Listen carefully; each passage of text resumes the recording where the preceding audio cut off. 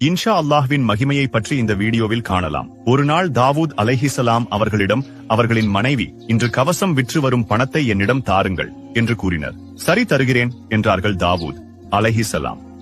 ஆனால் அன்று கடைத்தெருவுக்கு கவசத்தை எடுத்து சென்றபோது அவற்றை வாங்க யாருமே வரவில்லை. கணவர் கவசத்தோடு திரும்பி வருவதை கண்ட தாவூத் அலைஹிசலாம் அவர்களின் மனைவி ஏமாற்றம் அடைந்தார்கள். இன்றில்லாவிட்டால் என்ன, நாளை விற்று விடுகிறது என்று மனைவிக்கு ஆறுதல் கூறினர். தாவூத் அலைஹிசலாம் அடுத்த நாளும் கவசம் விற்கவில்லை. அதற்கடுத்த நாட்களும் அதே நிலைதான் நீடித்தது. இதை கண்ட தாவூத் அலைஹிசலாம் அவர்களுக்கு பெரும் ஏமாற்றமும் வியப்பும் ஏற்பட்டது. அவர்கள் அல்லாஹ்வை நோக்கி, யா அல்லாஹ், இதுவென்ன பெரிய சோதனையாக இருக்கிறது, நான் என்ன தவறு செய்தேன் என்று ஏக்கத்தோடு கேட்டார்கள். அதற்கு அல்லாஹ், நீங்கள் உங்கள் திறமையை பெரிதாக எண்ணி எனது ஆற்றலை மறந்து இன்ஷா அல்லாஹ் என்று கூறாமல் உங்கள் மனைவியிடம் பதில் சொன்னீர்களே, எனவேதான் அது விற்கவில்லை என்று பதில் கூறினான்.